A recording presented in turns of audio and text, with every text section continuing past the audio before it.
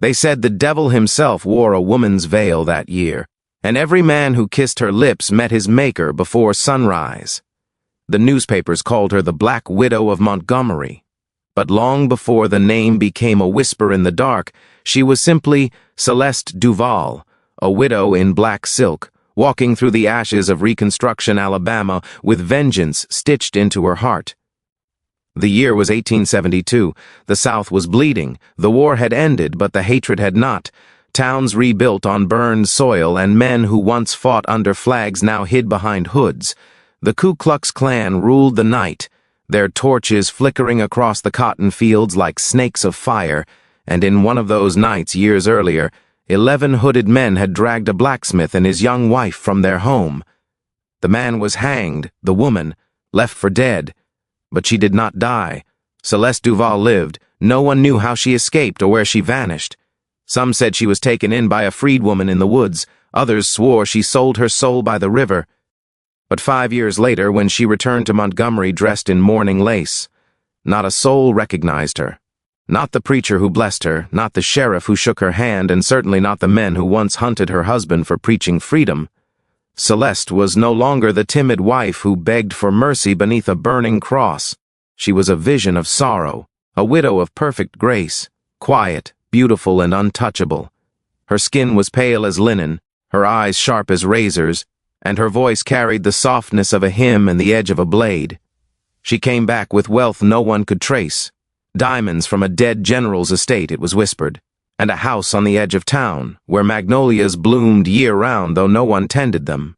From her porch she watched the same men who had murdered her husband rise to power again.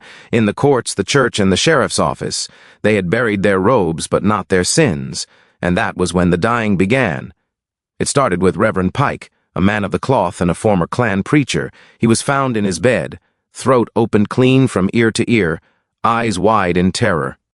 The sheriff said it was a robbery gone wrong, until they found, lying neatly beside his body, a torn piece of black lace. Then came Judge Holloway, then Major Colton, then Dr. Harlan. Each one found the same way, each one linked by a secret they'd sworn to keep. 11 men, all part of the same midnight circle, all dead before winter's end.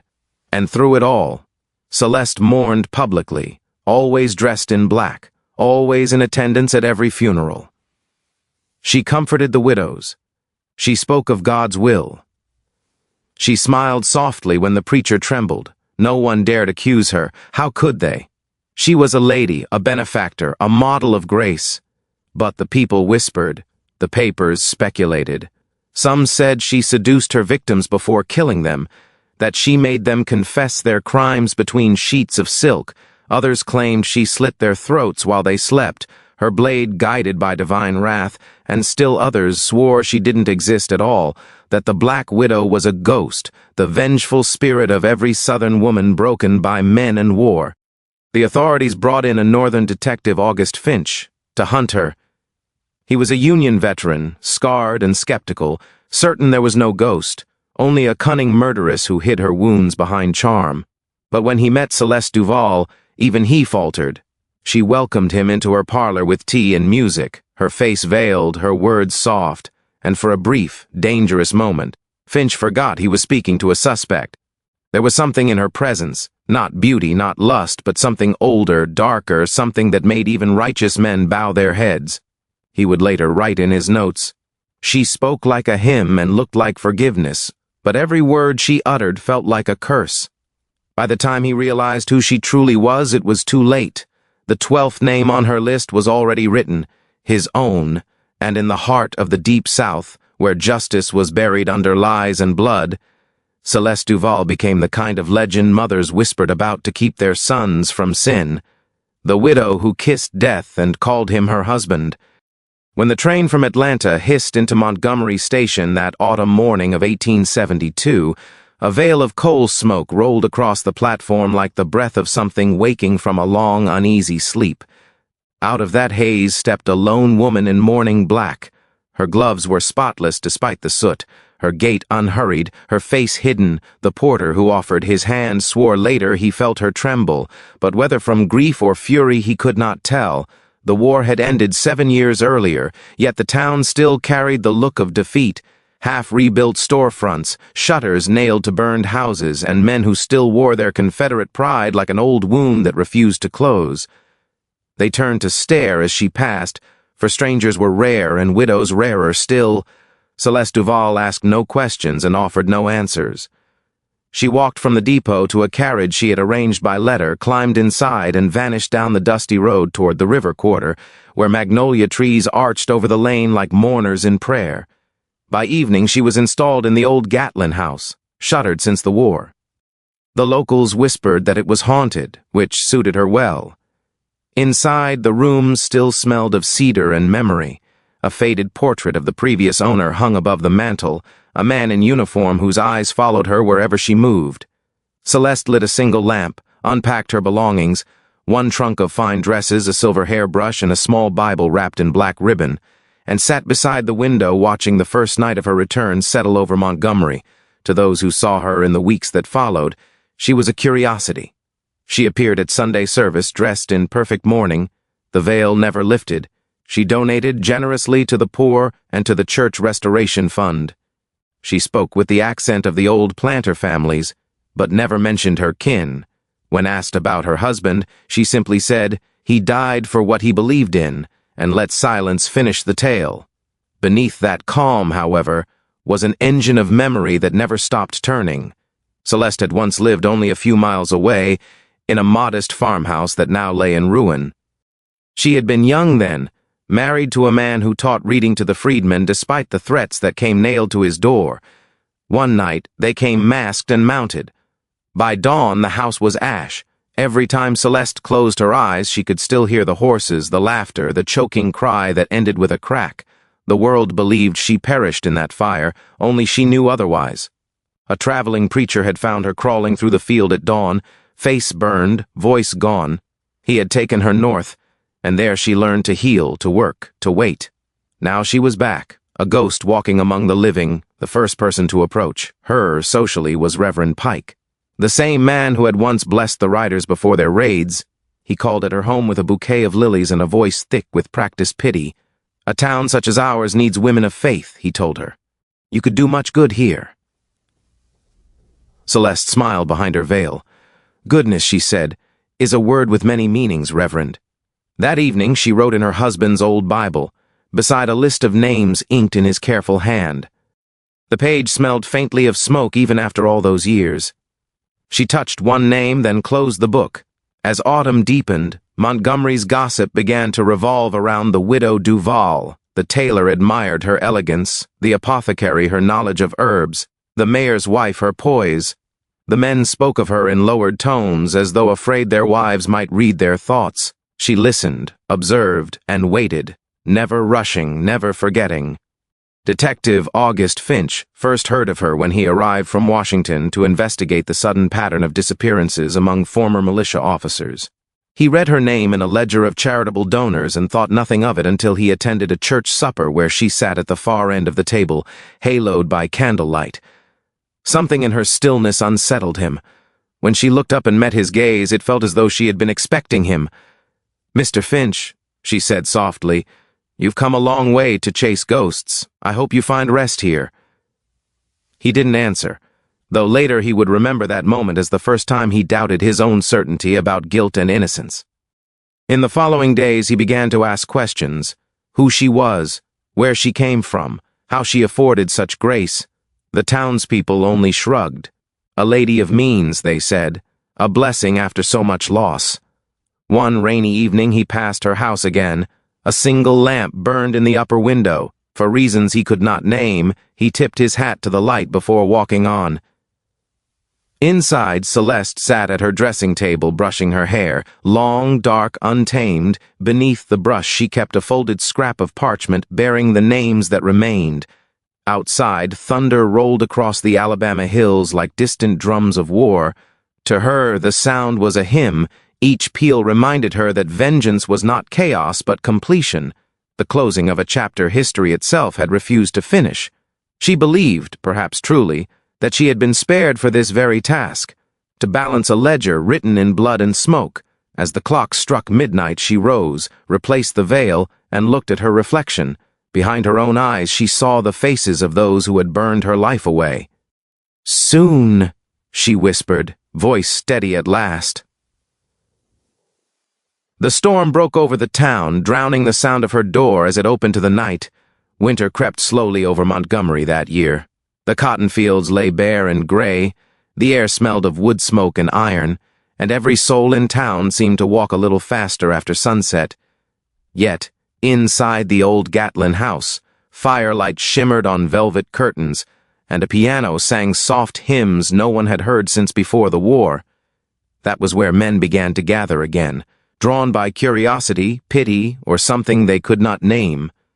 Celeste Duval became the subject of every whispered conversation in the courthouse square. Some said she had been left a fortune by a northern suitor.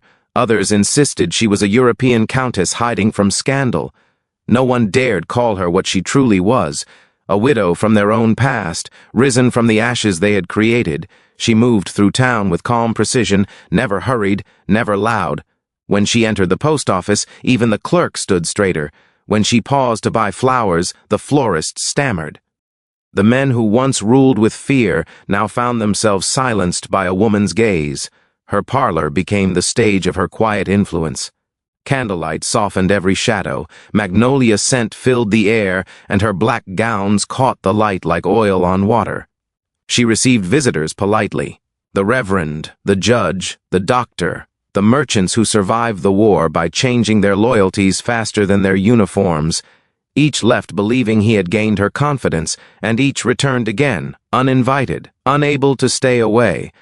Celeste offered nothing more than conversation, but she had mastered the art of silence. She let men fill that silence with confession. They told her about their ruined plantations, their debts, their fears of the new order taking shape across the South. Some spoke of the nights they could not sleep because of what had to be done during the war. She listened without blinking. Their words were the currency she came for. Among those drawn to her was Reverend Pike, whose sermons once thundered about purity and obedience. He began visiting weekly to ensure the widow's spiritual comfort. His visits stretched late. The congregation noticed his voice quavered when he spoke of temptation. Celeste never contradicted him. She offered tea, hymns on the piano, and a gaze that made him forget his verses. Then came Judge Holloway, the law in Montgomery. He prided himself on his orderliness, his sense of control. Within weeks of meeting her, he began walking past her garden every afternoon, tipping his hat, waiting for the faint lift of her hand in return. Soon he found excuses to linger, letters to deliver, court updates to discuss. He left her house each time looking younger and more afraid. The doctor followed next, bringing tonics she never asked for. He stayed to talk of illness, of how the human heart could die from grief as easily as from disease. Celeste listened, head slightly bowed, hands folded. "I imagine you have treated many such hearts, doctor," she murmured once. He swallowed hard before answering. By Christmas, every man of standing in Montgomery had paid his respects at least once. The women of town watched with a mixture of envy and dread. "She's too calm," they whispered. "Too perfect." Rumor grew that any man who spent an evening under her roof awoke changed, haunted, hollow-eyed, as if something sacred had been stolen in the night. The widow seemed untouched by it all. She attended church, donated to veterans, taught reading to freed children behind the chapel. When thanked, she only smiled. Her house remained a place of light amid the town's lingering darkness, but to those who looked closely, the light seemed unnatural. The steady flame of a lantern held over secrets. Detective Finch observed her from a distance. He had spoken with the sheriff about the string of mysterious deaths. Men found lifeless in locked rooms, no struggle, no sign of robbery. The sheriff blamed the chaos of the times. Finch saw a pattern. Every man had visited Celeste Duval within the fortnight before his demise. One evening he approached her door under the pretense of delivering church donations. She welcomed him with the same quiet grace she offered everyone.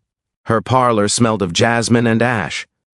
On the mantel, a clock ticked softly beside a vase of black-stemmed roses.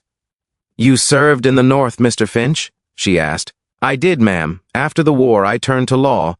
then you know what it is to rebuild from ruin." Her words carried no accusation, yet they sank like stones.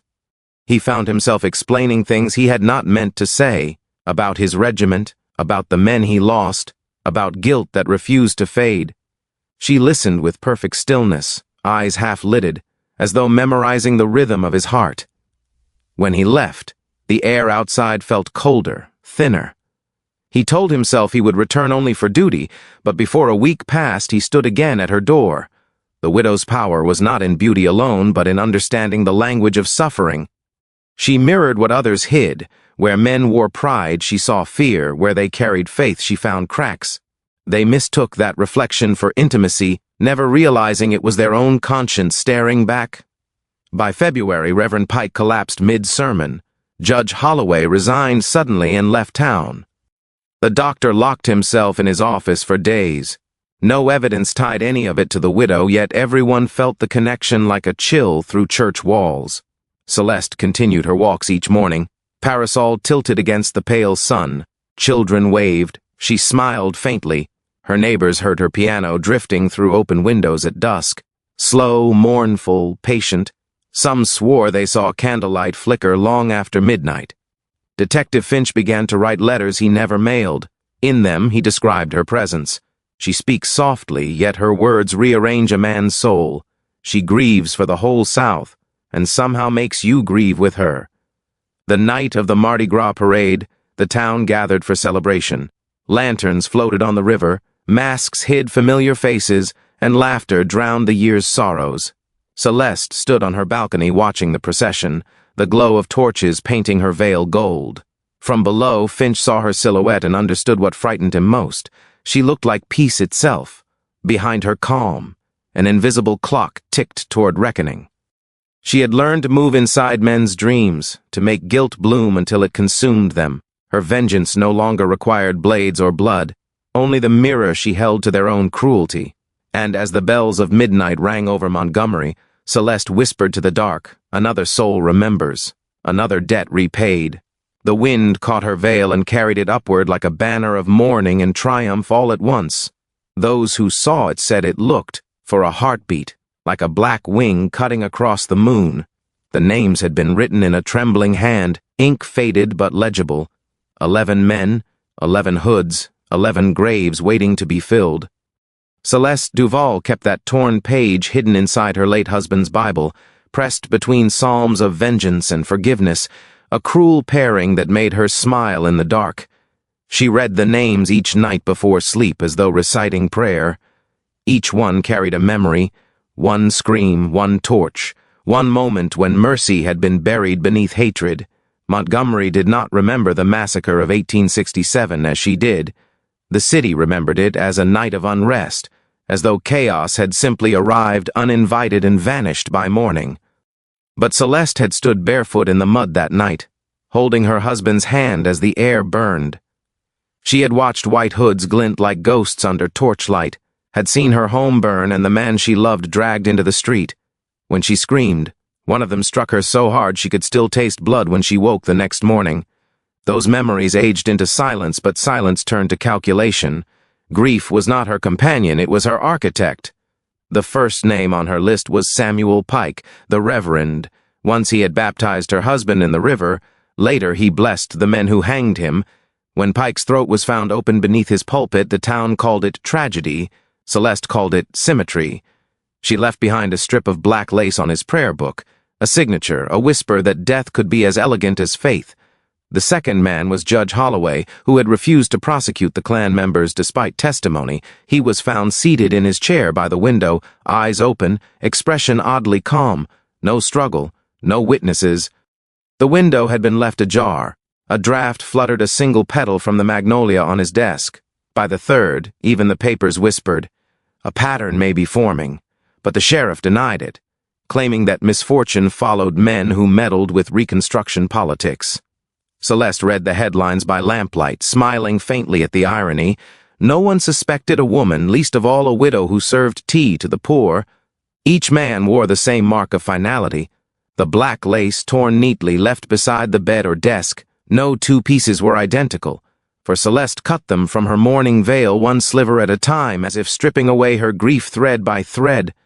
The fifth name was Colonel Brantley, the one who led the raid. He still boasted in the saloon about teaching the freedmen their place. Celeste invited him to dinner under the pretense of charity. She spoke of forgiveness, of moving forward, of building bridges.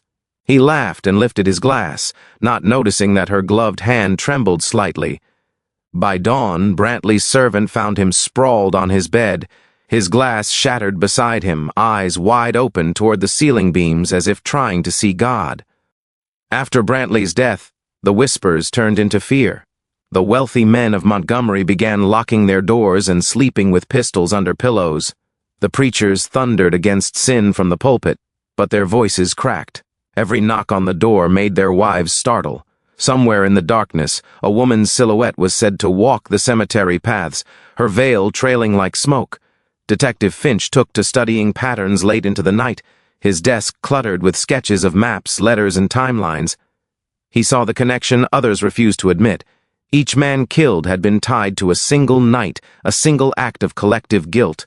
But Finch was torn. Each visit to Celeste's house drew him deeper into a trance of empathy he could not explain. Her presence unmoored him. Her grief felt righteous, and her voice when she spoke of justice made the words sound holy. One evening he followed her carriage at a distance through the misted countryside. The moon hung low, silvering the road ahead. She stopped by a burned-out church, the same place where the 1867 killings began. Finch watched from the shadows as she stepped out, her veil glinting faintly in the lamplight. She knelt beside the steps and placed a rose where the wooden cross had long since rotted away. He realized she wasn't merely killing men. She was erasing history one life at a time. Every act of vengeance was a piece of an elaborate ritual meant to rewrite the memory of her husband's death, to remind the South that its ghosts still demanded reckoning. The seventh victim, Dr. Sims, died quietly in his office, the same hands that had once stitched wounds of freedmen, only to later betray them by revealing their hiding places to the Klan. His nurse claimed she saw a woman in black leaving the building that night, walking toward the river. The sheriff dismissed it as delirium. By the eighth death, Montgomery had become a city of sleepless men. They stopped wearing white coats and robes at night. The meetings of the Invisible Empire ceased altogether. The fear of one woman accomplished what the Union Army and Reconstruction laws could not, obedience through dread. But Celeste did not stop. Her vengeance was mathematical. 11 names, 11 debts. When she reached the 10th name, Captain Ward, she hesitated for the first time. He had been only 17 during the raid, following orders, more boy than man. Yet the list was not her own invention. It was written by her husband's dying hand, his last act of clarity. And so she went, weeping as she did it. Each strike left her weaker. Grief was an infection she could not drain. The widow, who had once seemed untouchable, began coughing blood, her steps slower, her voice fainter. But she pressed on because only one name remained. The 11th, Senator Edwin Crowther, once the Grand Wizard of Montgomery, now a statesman who smiled for cameras and shook hands in Washington. The man who ordered the burning of her home. The man who said, "The past is buried." She would make him remember. By now, Finch understood everything. He found her journal beneath her floorboards, read her words, felt the gravity of her purpose, but when he tried to confront her, she simply said, "There are 11 masks, Mr. Finch. When the last one falls, my face will be free." And with that, she disappeared into the fog one final time, leaving only the faint scent of magnolia and smoke behind her. The next morning, a telegram arrived from Washington. Senator Crowther had been found dead in his hotel bed, a strip of black lace on his chest. Finch closed the file and whispered, "It's done." But even he knew the truth. Some ghosts do not rest when justice is served. They linger, haunting the silence between guilt and redemption, wearing the faces of those they loved most. Death, when it came from Celeste Duval's hand, arrived with elegance. It left no chaos, no clumsy sign of struggle, only stillness, the kind of silence that felt deliberate, chosen. To the townsfolk of Montgomery, the pattern had become unmistakable. Every corpse found in those months of terror carried the same strange relic, a single torn ribbon of black lace, soft as breath, laid gently on the pillow or across folded hands. No message, no symbol, just lace. The newspapers named her before the law could. The Black Widow of Montgomery.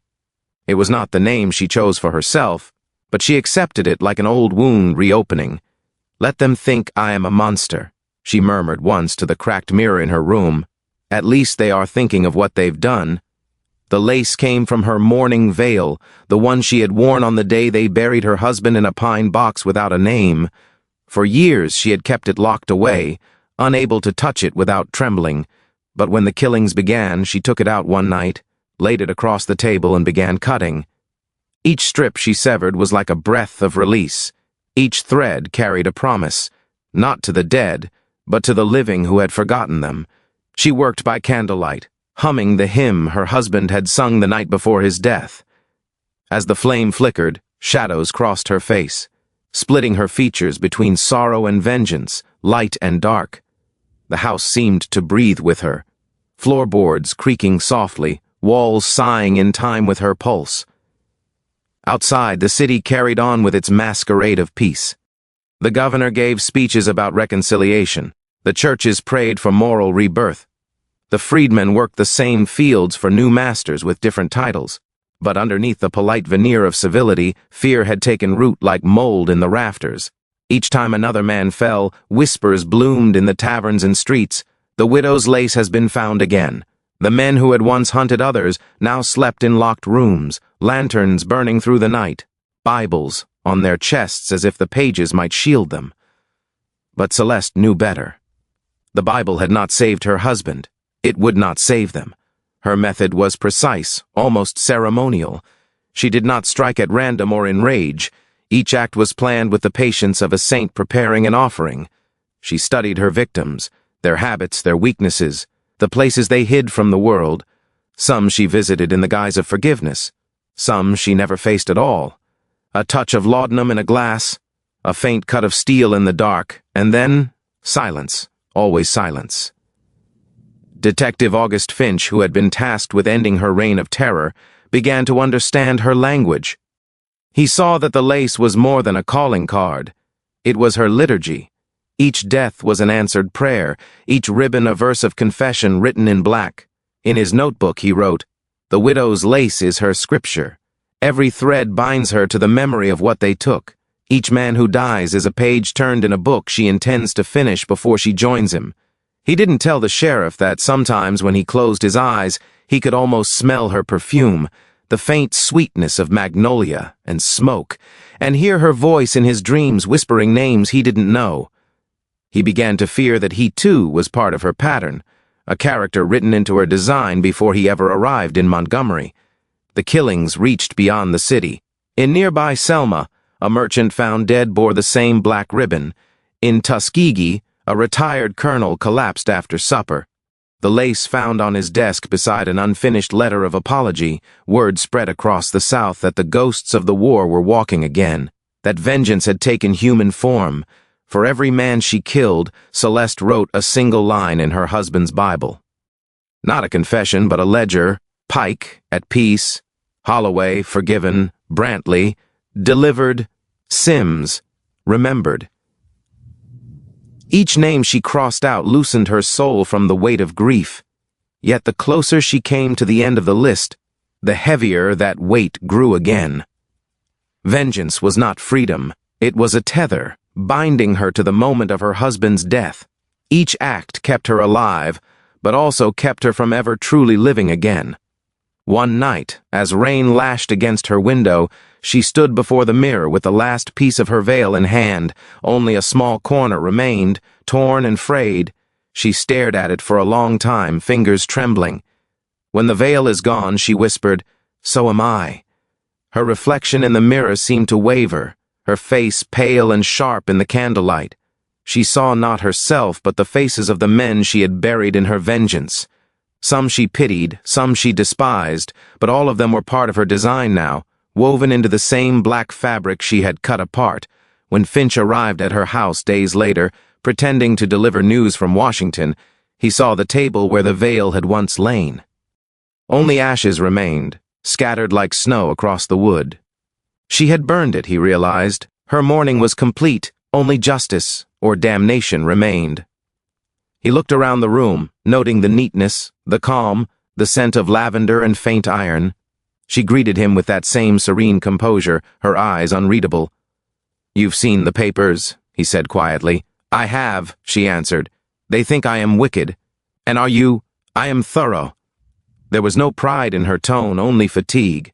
She poured him tea with steady hands. When he left, he found another ribbon on his coat pocket, tucked like a gift.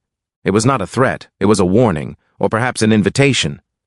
That night, Finch dreamed of 11 veiled figures standing in a circle, each holding a candle that burned without flame. In the center stood Celeste, her veil gone, her face radiant and empty. "The last one is mine," she whispered, and the candles went out. He woke before dawn, heart pounding, and knew that the 11th man, Senator Crowther, would be dead before week's end. The signature of death had become a legend now. It was not just lace, it was memory itself, stitched into history's fabric. The Black Widow had written her story in the only ink the South could never erase: fear, and when the last piece of lace was placed, it would not be a message to the dead. It would be a benediction to the forgotten. The case had begun as duty, nothing more. Detective August Finch was a man of order, shaped by discipline and tempered by war. He had seen the blood of brothers spilled across the fields of Antietam, and vowed afterward that his life would be spent chasing truth, not ghosts. But Montgomery had other plans. The moment he heard her name, Celeste Duval, something in him shifted, like a clock striking out of rhythm. She was not what he expected. The women he had met in his years of service wept. When tragedy visited, Celeste did not weep, she waited. She spoke in quiet tones that carried the weight of sermons. Her gaze lingered too long, as if measuring the distance between guilt and redemption. Finch, who prided himself on his immunity to charm, found himself rehearsing words before visiting her, uncertain whether he came as an investigator or a penitent. He told himself it was her intellect that fascinated him, her knowledge of the city, her poise under questioning. But deep down, he knew it was something else. Something that pulled him toward her like gravity, something his training could not explain. The line between observation and obsession thinned with every encounter. His superiors warned him. "Finch, you're getting too close. She's dangerous. She's a widow," he answered, "not a monster." But as the bodies continued to appear, 11 names, 11 ribbons, even Finch began to doubt his own certainty. Each victim had been tied to the 1867 massacre. Each had worn the hood of the Klan, their past scrubbed clean by time and power, and each had visited Celeste Duval within days of their death. He began keeping a second notebook, one not for evidence but for thoughts he could not file into law. In it he wrote fragments. "She doesn't lie. She omits. Her silence feels heavier than confession. Every man who meets her believes he is forgiven. Perhaps that is the sin that kills them." When Finch walked the streets, he felt her presence in the air. The scent of magnolia on cold nights reminded him of her parlor, of the way she set 2 cups of tea, though she drank only 1. Once, passing the burned church outside town, he thought he saw her silhouette near the graves, black veil stirring in the wind like smoke rising from an old sin. He called her the widow even in his thoughts. The name carried both reverence and warning. His dreams grew strange. He saw her in candlelight, standing among the dead, whispering their names as if conducting a requiem. He would wake with her words in his head. "Justice isn't law, Mr. Finch. Justice is memory made whole." Each time he saw her, she seemed paler, more ethereal. The grief that once softened her features now sharpened them. Her beauty took on a terrible clarity, like frost, fragile but lethal. When he questioned her about the deaths, she met his eyes without fear. "Do you believe in justice?" she asked. "I believe in the law." "Then you believe in failure," she said simply, turning away. Finch wrote in his report that her demeanor was unsettlingly composed, that she showed no sign of guilt or deceit. What he did not write was that her voice haunted him, that he could not sleep without hearing it. The investigation became a mirror, and what he saw reflected in it was himself, a man chasing righteousness through the murk of human frailty. He began to understand how easily justice could turn to obsession, how vengeance might masquerade as virtue. When he visited the widow's house again, she offered him a small book, her husband's Bible. He hesitated before touching it. Inside were faint traces of pressed flowers, old letters, and one torn page where names had been written in faded ink. 11 names. You've been reading from this, he said. She nodded. Every night. Why? Because the dead deserve witnesses. Her words struck something deep in him, something he had buried under years of service. He remembered the soldiers he had buried, the ones who died unnamed. He had told himself the law would bring peace, but perhaps it only recorded the aftermath of evil, never its undoing. Celeste closed the Bible and handed it back to him. You think I am the criminal, she said, but I am only the echo of their crimes. I am what remains when the law refuses to listen. Finch left that night shaken. He should have arrested her then, taken her into custody before the next body appeared, but he didn't. He couldn't. Something in her tone made him hesitate, that calm certainty that she was not killing for pleasure but out of a sacred duty. The next morning a note was found pinned to the church door. There will be one more, then I will rest. No signature, only a ribbon of black lace. Finch spent the following days in a fever of pursuit. He studied the patterns, searched the train stations, followed leads that led nowhere. Yet part of him prayed he would not find her. He no longer wanted to stop her. He wanted to understand her. Late one evening, as he sat alone in his rented room, he found an envelope slipped under the door. Inside was a photograph, faded, sepia-toned, of Celeste and her husband, taken before the war. Across the back, written in delicate handwriting, were 5 words, "When the veil is gone." He didn't sleep that night. He walked to the river, the same river that had carried ashes from the burning of her home years before. The moonlight shimmered on the water like broken glass. For the first time he realized that she was not only destroying her enemies, she was erasing the story of her own suffering piece by piece until nothing remained, and he, the man sent to stop her, had become her final witness. In his final report, Finch wrote one sentence that never made it to the official record. If justice has a face, it is veiled in mourning. When the 11th man fell, he knew the widow's work was nearly done. Yet he also knew that when she was gone, the silence she left behind would echo louder than any scream. For justice is never buried with the dead. It lingers, waiting, watching, remembering, and sometimes it wears a widow's veil. Blood had always been part of Montgomery's soil. It soaked through the red clay beneath the cotton fields, hidden beneath years of sermons and seasons, as though the land itself tried to forget. But Celeste Duval did not forget. She remembered every scream, every torch, every name whispered through the smoke. The city rebuilt itself upon the graves of the unacknowledged, calling it progress. She called it blasphemy. By the winter of 1872, only 2 names remained on her list. She should have felt triumph, but instead, she felt hollow. The killings had not healed her. They had only deepened her grief, layer upon layer, until she could no longer tell whether she sought justice or simply needed to finish what she had begun. Each drop of blood had been meant to cleanse, but blood never purifies, it stains deeper. Celeste had once believed that vengeance could redeem memory, that by avenging her husband's death she would restore his dignity, his place among the forgotten freedmen, but every time she placed another strip of black lace on a body, the weight inside her grew heavier. Redemption, she began to see, was not born from retribution. It was carved from guilt. The last 2 names haunted her nights, Captain Jonas Hale and Senator Edwin Crowther. Both men had escaped justice by rewriting their roles in history. Hale now posed as a philanthropist, donating to orphanages, preaching repentance. Crowther, the grand wizard turned senator, gave speeches on unity and forgiveness. They had washed their hands clean in public, but Celeste could still see the stains. She would not let the world forget what those hands had done. That winter, she took to walking the cemetery each evening, whispering to the graves. Sometimes she heard them whisper back, "It is not enough," they seemed to say. "You carry our memory, but you have become like those you hate." She would close her eyes and answer, "Then may God judge me after I finish." Detective Finch watched her decline from a distance.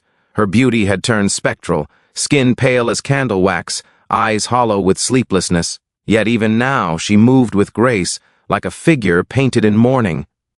The townsfolk began to pity her again, as they had when she first returned. A fragile widow haunted by loss.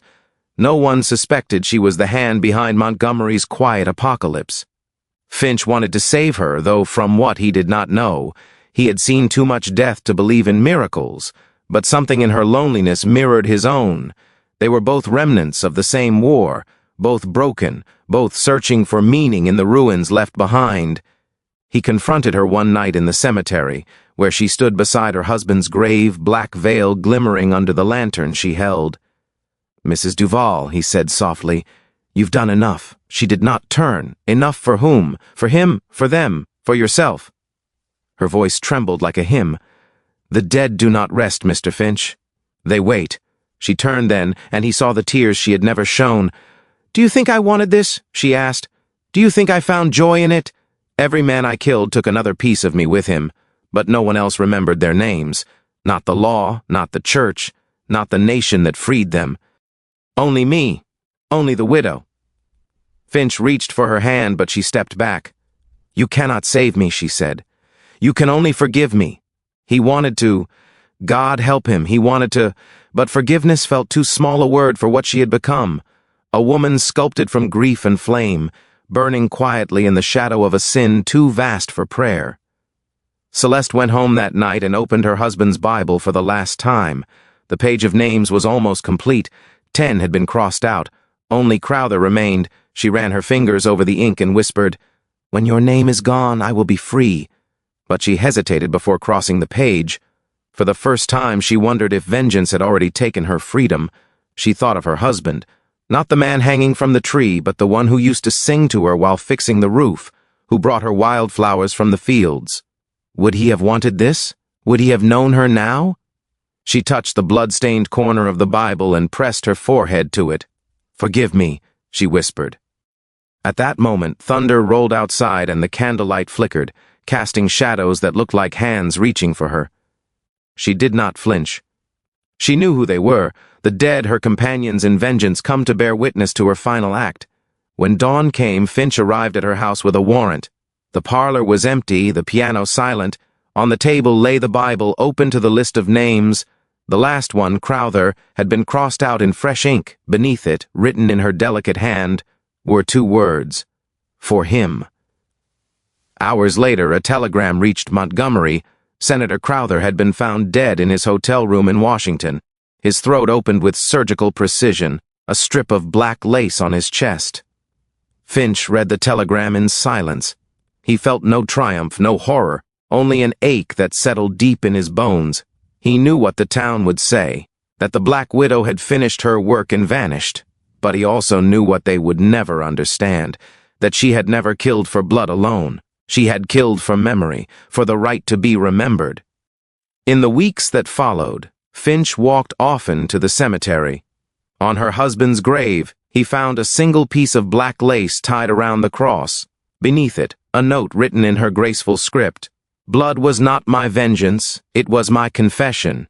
He folded the note into his coat and never spoke of it again. Montgomery healed in time as cities do, by forgetting, but Finch never did. He carried the memory of Celeste Duval like a ghost that refused to fade, a woman who sought redemption through blood and found, in the end, that redemption was not peace but memory itself. Sometimes, on quiet nights, he imagined her voice carried by the wind through the magnolia trees, whispering across the graves, "Remember me not for what I did, but for why I could not stop." And though he knew she was gone, Finch always answered softly, "I remember." The Bible had once been a book of faith. Now it was a ledger of the dead.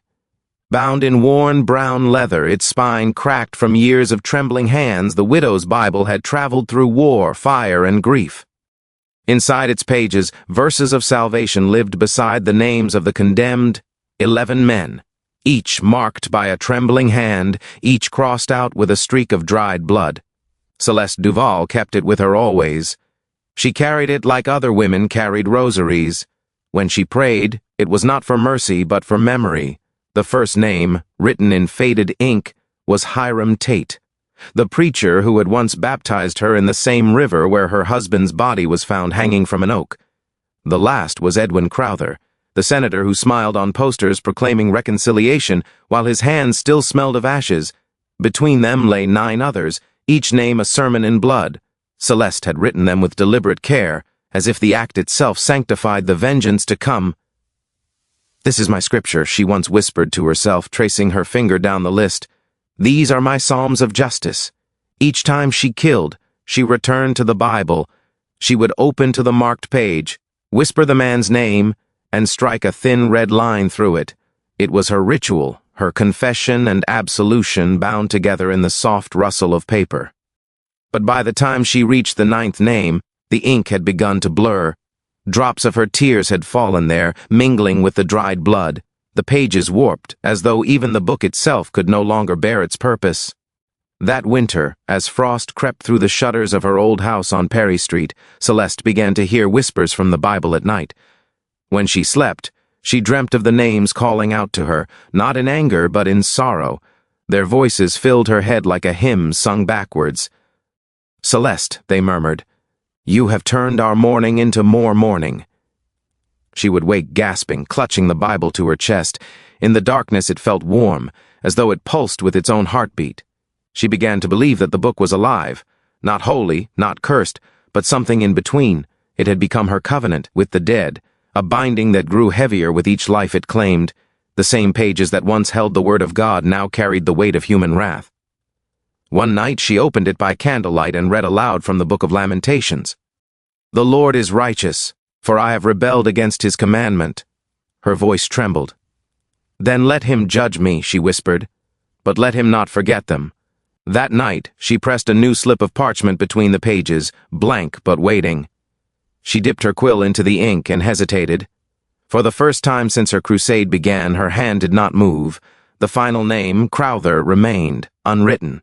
Her vengeance had become scripture, but she feared the final verse. In Montgomery, whispers spread like wildfire. Preachers spoke of the devil walking in widow's garb. Mothers warned their sons not to meet strange women after dusk. Some said the murders were divine punishment. Others said they were the work of a demon wearing perfume.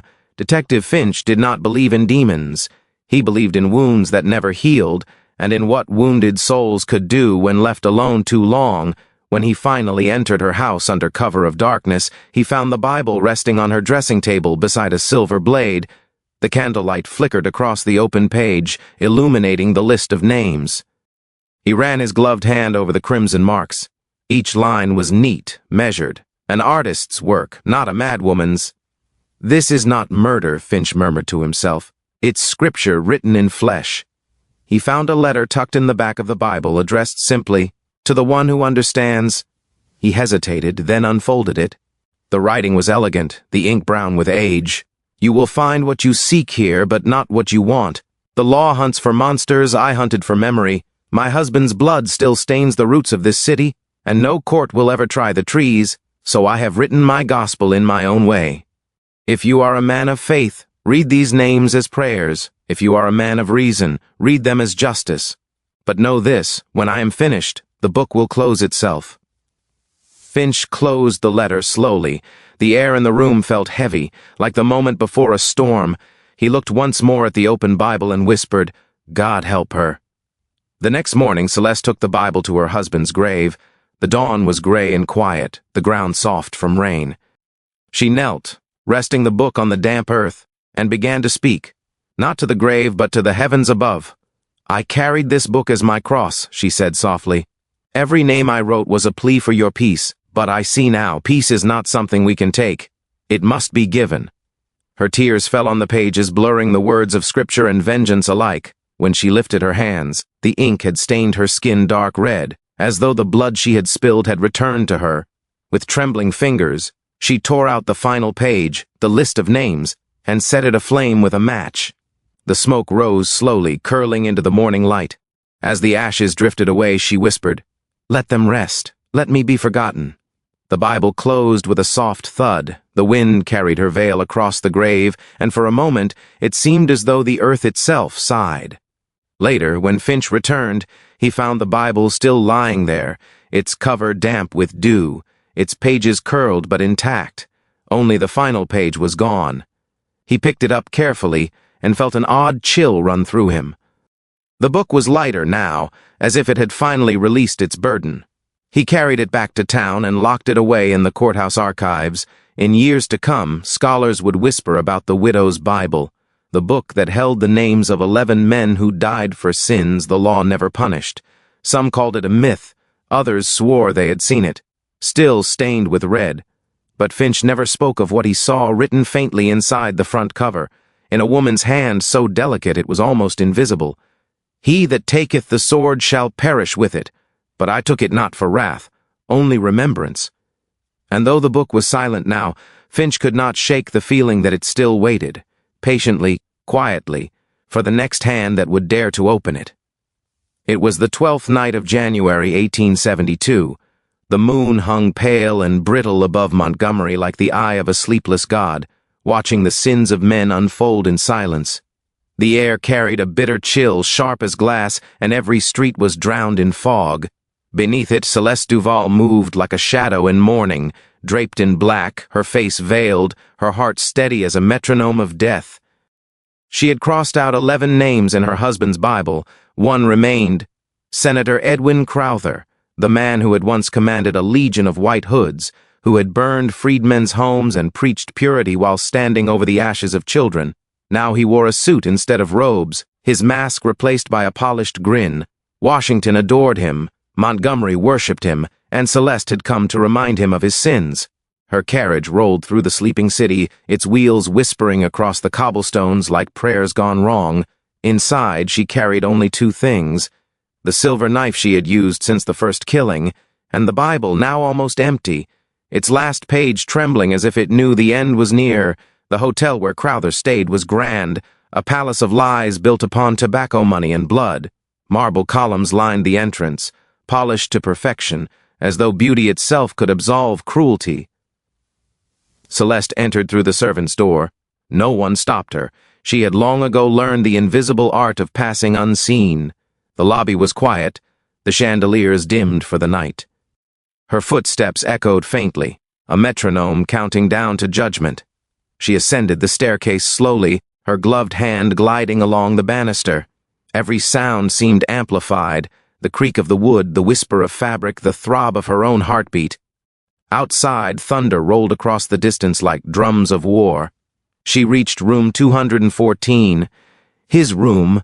She could hear faint laughter within, a drunken chuckle, the shuffle of cards, the clink of glass.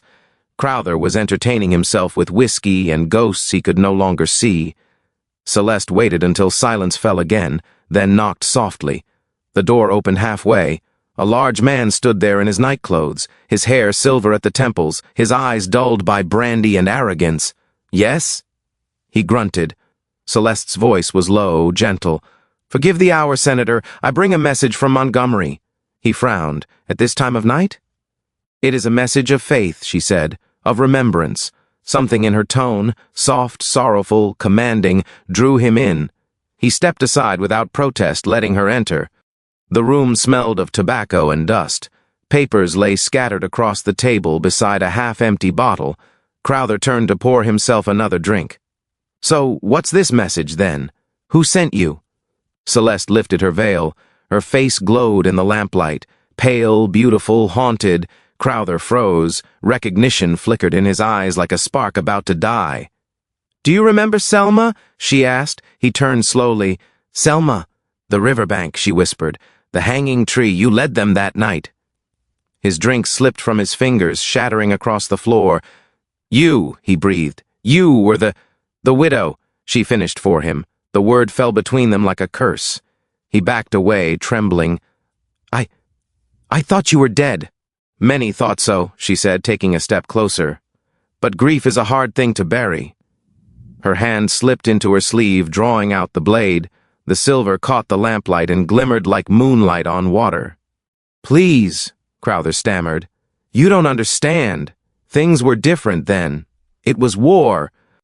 "It was murder," she said calmly. "And you called it honor." He lunged for the pistol on his desk, but she was faster. The blade caught his wrist, slicing deep. He cried out, blood spilling across the papers that bore his speeches on unity. Celeste pushed him backward, her strength born of years of quiet fury. "Every sermon you gave," she hissed, "was written in blood that was not yours." He fell to his knees, gasping, his hand clutching his throat. "God will judge you," he croaked. "He already has," she said, and pressed the blade to his neck. The sound that followed was quiet, almost reverent, a sigh, a release, as the blood spilled onto the white bedsheets. She laid him gently down, her hand trembling not from fear but from the weight of completion. The final name had been redeemed. When it was done, she opened the Bible one last time and crossed out Edwin Crowther. Her handwriting shook. Beneath his name she wrote in red ink, "For my husband, Isaiah Duval." Then she tore a strip from her veil and placed it upon his chest. The thunder outside broke into rain. The sound filled the room, masking her sobs as she knelt beside his body. For the first time in 5 years she prayed, not for the dead, not for vengeance, but for herself. "Lord," she whispered, "let me go where he has gone. Let me find peace in the ground I have stained." She closed the Bible and held it to her heart. For a moment she thought she felt warmth, his warmth, like the ghost of a heartbeat echoing through time. She smiled faintly. "It is finished," she murmured. And then, like a candle snuffed by wind, she was gone. At dawn, when the hotel servants found the body, they screamed at the sight. The senator's throat cut cleanly, a strip of black lace upon his chest, and a Bible lying open on the floor beside him. On the open page, in delicate handwriting, was a single verse circled in red, "Vengeance is mine. I will repay, saith the Lord." Detective Finch read the report hours later. He said nothing. He only folded the telegram and looked out the window toward the horizon where the storm clouds broke apart, letting the morning light spill over the old city. The murders stopped after that night. No one ever saw Celeste Duval again. Some said she drowned herself in the river where her husband had died. Others swore they saw a veiled woman kneeling by a grave at dusk, her hands folded, her lips moving in prayer. But Finch knew better. He believed that, in some way, she had joined her husband in the peace she had chased across a continent of graves. Still, when rain fell over Montgomery, the townsfolk said the air smelled faintly of lavender and smoke. And on the 12th night of every January, the river mist curled into the shape of a woman's veil drifting toward the hanging tree, silent, weightless, eternal. The 12th killing had ended Montgomery's long sleep. By morning, word had spread like contagion. Senator Edwin Crowther, throat cut in his bed, black lace folded on his chest, and a Bible open beside him. The name the Black Widow was spoken again in whispers, as though saying it too loud might summon her ghost. But there was no ghost. There was Celeste Duval, a woman of blood and grief, walking through the rain toward her end. Detective August Finch had known it would come to this. He had seen the pattern in her work, the precision, the ritual, the way each death brought her closer to something that was not freedom but finality. Now she had no names left to cross out, only her own. He followed her trail from the hotel to the river road, where the fog lay heavy and pale as breath on glass. Her footprints were faint, pressed into the mud, leading not away from the city but back toward it, to St. Bridget's Chapel, the abandoned church where her husband had once played the organ before the war took him. It stood on the hill like a ruin of faith. Its steeple leaned, its windows were shattered, and ivy coiled up the walls like veins. Inside, moonlight streamed through broken panes, illuminating pews coated in dust and the cracked marble altar. She was there. Celeste stood before the altar, her veil gone, her black gown soaked through from the rain. The Bible lay open in her hands, its pages fluttering in the wind that moaned through the gaps in the roof. She did not look up when Finch entered. "I thought you'd find me," she said softly. He stepped closer, his boots echoing on the stone floor. "You made sure I would." "I left you the letter," she said, still gazing at the open book. "I wanted someone to understand before the end." Finch stopped several paces away. His hand hovered near his pistol, though he knew he would never use it. "Celeste," he said quietly, "it's over. You don't have to do this." She laughed faintly, a sound that broke halfway through. "Don't I? The men are dead," he said. "Every one of them. The world will know their names now."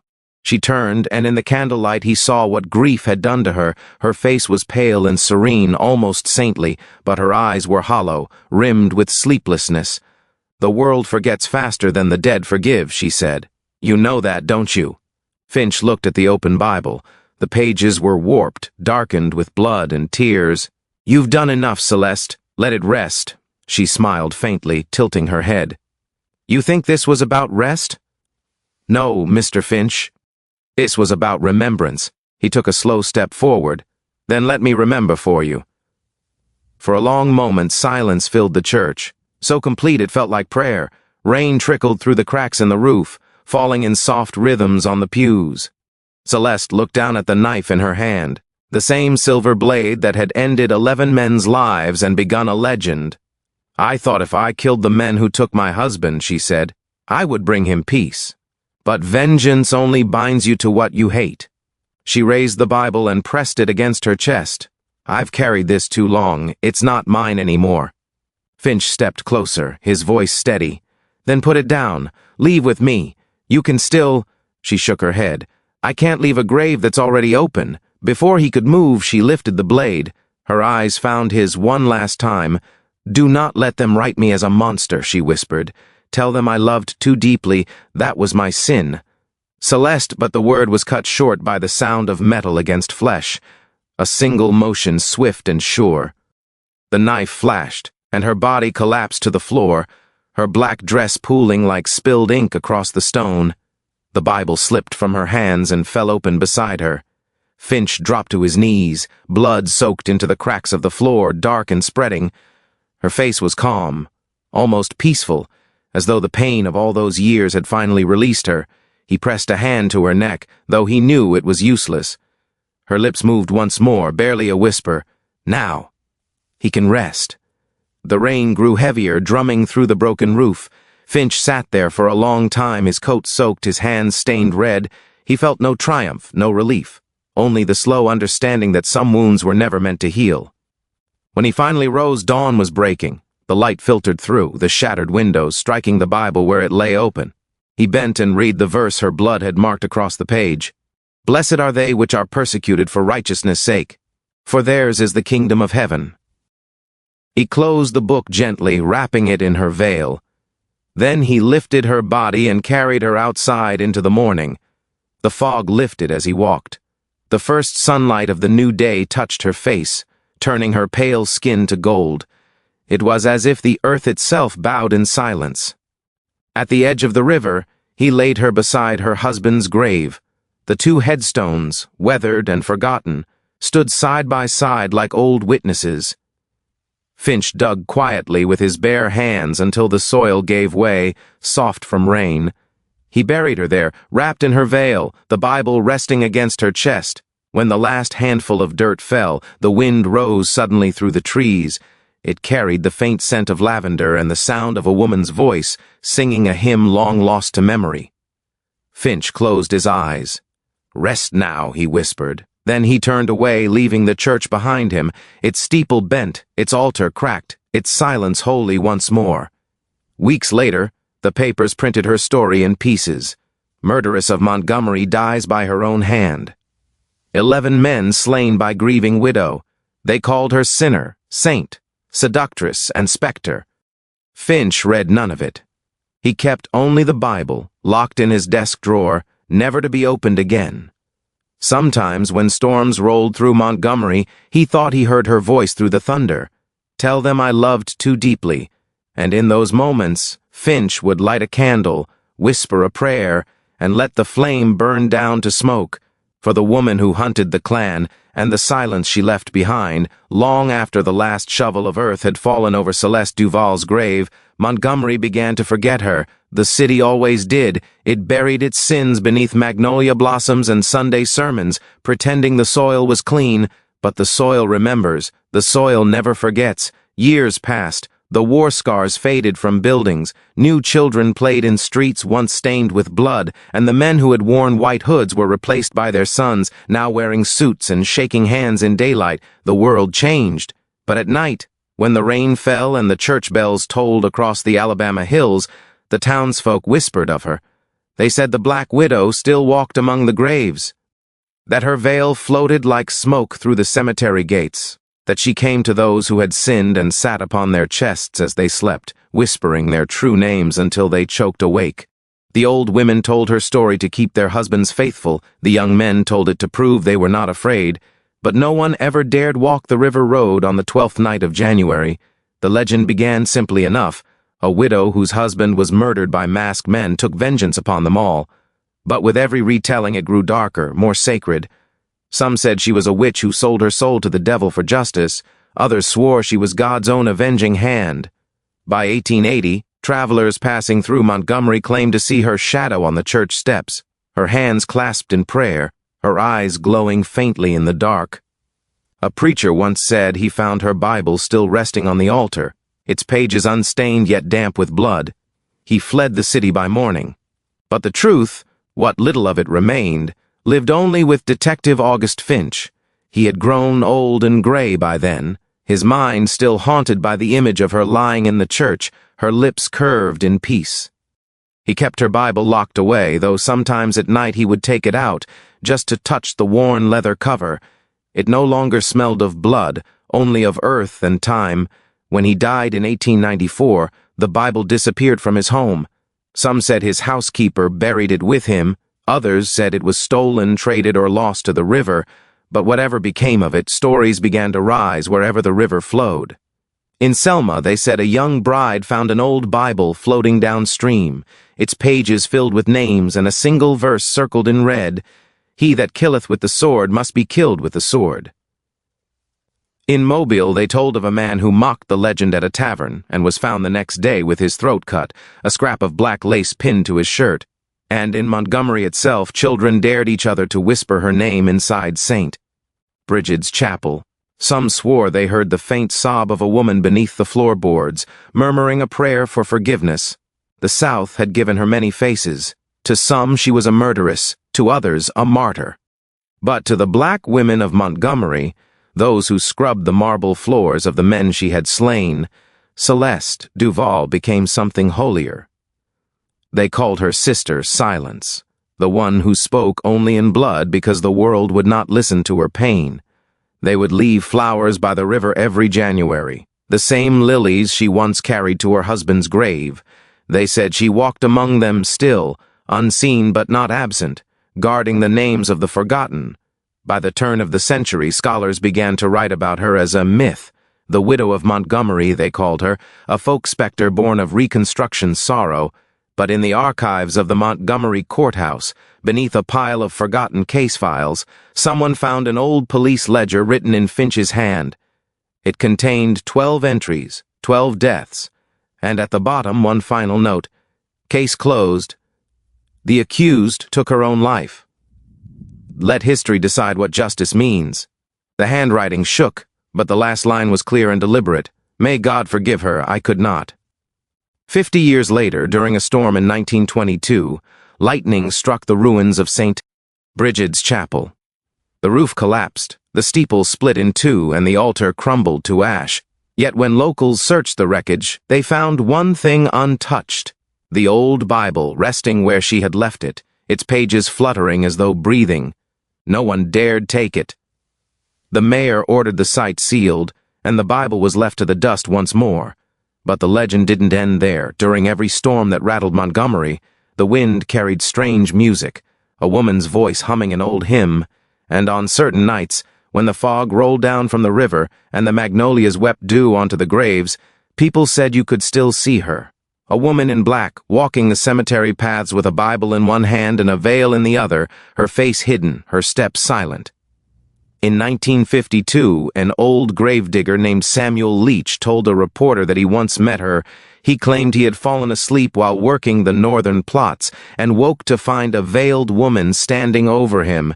"She looked right through me," he said, "like I was already a ghost. Then she said, 'They all sleep now.' That's all I wanted." When he blinked, she was gone. Only a strip of lace remained, wet with dew. The reporter printed the story under the headline, "The Widow of Montgomery Returns." The article became a sensation, sparking another wave of ghost tales, sightings, and whispered prayers. But for the few who still remembered her truth, the woman behind the myth, the story was not one of horror. It was one of love so deep it curdled into vengeance, of faith so wounded it sought God through sin. Because Celeste Duval had never killed for pleasure. She had killed to be remembered, to make the world look, for one brief, shuddering moment, at the faces it tried to erase. And if the wind still carries her name through the magnolia trees, perhaps it is not as a warning, but as a reminder that even in the darkest corners of the South, beneath the hymns, beneath the rot, a woman once stood against the men who thought they could bury her grief. And she made the earth remember.